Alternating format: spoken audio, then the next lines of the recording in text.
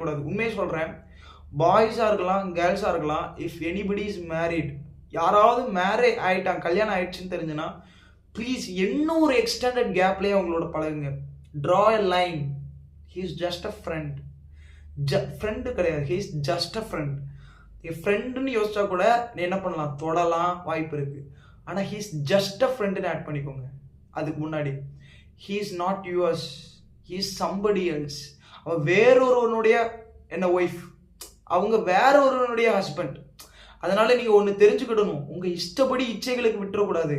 இன்னொரு குடும்பத்துடைய லைஃபை ஸ்பாயில் பண்ணிடாதுங்க. அவங்களுக்கு பிள்ளைங்க உண்டு, அவங்க நாசமா போயிடக்கூடாது. அவன் இச்சையினால நிரப்பப்படும் பொழுது நான் பிள்ளைய நினைக்க மாட்டான், மோகத்தினால உன் கூட இருப்பான். ஆனா ஒன்று தெரிஞ்சுக்கோ, அந்த குடும்பம் நாசமா போகக்கூடாது. நம்மளால 4 பேர் வாழணுமே தவிர ஒரு குடும்பம் அழிஞ்சுதுன்னு இருக்கக்கூடாது.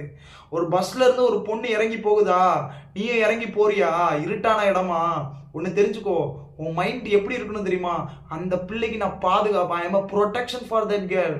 ஐ எம் நாட் எ டிஸ்ட்ராயர்.